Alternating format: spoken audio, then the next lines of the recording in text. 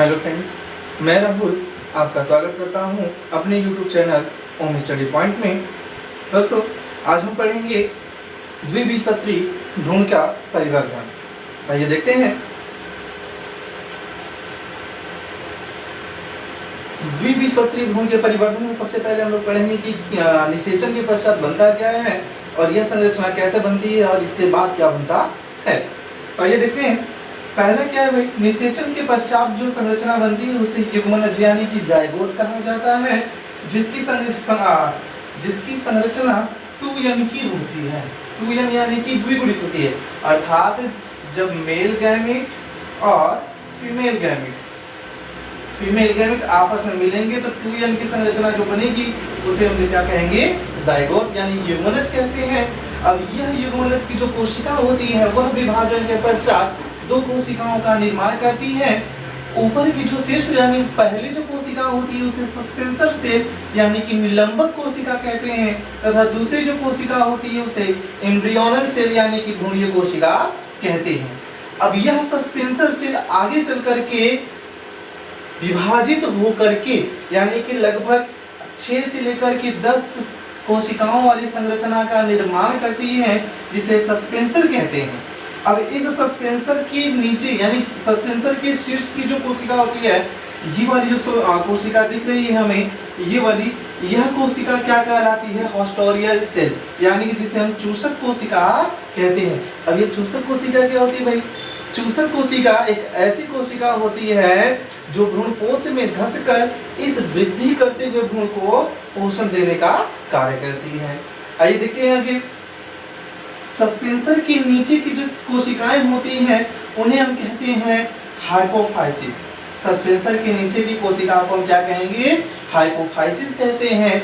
यह हाइपोफाइसिस की जो कोशिकाएं होती हैं, ये कोशिकाएं मूलांकुर के शीर्ष, मूलांकुर यानी जड़ के जो जड़ का निर्माण होता है तो मूलांकुर से होता है, तो मूलांकुर के शीर्ष तथा शीर्ष पर जो टोपीनुमा संरचना होती है जिसे हम कहते हैं मूलगो, उसका निर्माण करती है।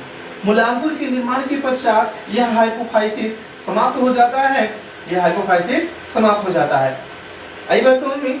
अब आगे चलते हैं। हाइपोफाइसिस की जो नीचे की जो संरचना होती है जो एम्ब्रियोनल सेल से मिलकर बनी यानी एम्ब्रियोनल सेल से बनती है, उसे कहते हैं ऑक्टेंट यानी कि अष्टक। अष्टक का मतलब होता है जिसमें 8 कोशिकाएं उपस्थित हों। तो अष्टक की जो 8 कोशिकाएं हैं उसमें होगा क्या, तो हाइपोफाइसिस के नीचे की जो 4 कोशिकाएं होती हैं उसे हाइपोबेसल सेल कहते हैं। उसे क्या कहेंगे, हाइपोबेसल सेल कहेंगे। यह हाइपोबेसल सेल करेगी क्या, मूलांकुर तथा अधोबीजपत्र का निर्माण करेगी। क्या है भाई, हाइपोफाइसिस के नीचे जो एम्ब्रियोनल सेल यानी भ्रूणी कोशिका से जो संरचना बनेगी उसे अष्टक कहते हैं। अष्टक की जो 4 कोशिका यानी कि हाइपोफाइसिस के नीचे की जो 4 कोशिकाएं होती हैं उन्हें हाइपोबेसल सेल कहा जाता है। आई बात समझ में? अब यह जो हाइपोबेसल सेल होती है यह मूलांकुर तथा अधोबीजपत्र का निर्माण करती है। उसके साथ साथ क्या है भाई, आगे चले तो हाइपोबेसल सेल के नीचे भाई 8 कोशिकाएं हैं तो 4 तो पढ़ लिए, 4 के बारे में जान लेते हैं। तो हाइपोबेसल सेल के नीचे की जो 4 कोशिकाएं होती हैं उसे कहते हैं एपीबेसल सेल। एपीबेसल सेल क्या करती है, यह प्रांकुर तथा बीजपत्र का निर्माण करती है। प्रांकुर क्या है भाई, भ्रूण में यानी भ्रूण में एक ऐसी संरचना का निर्माण होता है यानी भ्रूण परिवर्धन के दौरान एक ऐसी संरचना का निर्माण होता है जिसके द्वारा की तने का निर्माण होता है, उसे कहते हैं प्रांकुर। तो यह प्रांकुर करेगा क्या, बाद में वृद्धि करके तने का निर्माण करेगा। उसके बाद क्या है, एपीबेसल की कोशिकाएं प्रांकुर तथा बीजपत्र। बीजपत्र क्या है, द्विदाली यानी कि द्विबीजपत्री पादपों में अगर बात करें तो जो भी बीज होते हैं उसे वो जब हम फोड़ें तो वो 2 दालों में विभक्त हो जाता है यानी 2 दालों में टूट जाता है।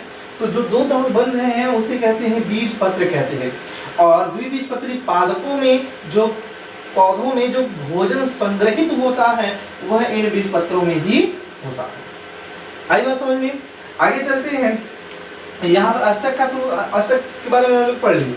अब यही जो अष्टक की जो कोशिका होती है वह तीव्र यानी कि परिणत विभाजित होकर के लगभग 16 कोशिका, फिर उसके बाद 64 ऐसे ऐसे कोशिकाओं का निर्माण करके क्या करती है, कोटिलीडन यानी बीज पत्र का धीरे से निर्माण कर लेती है। आई बात समझ में?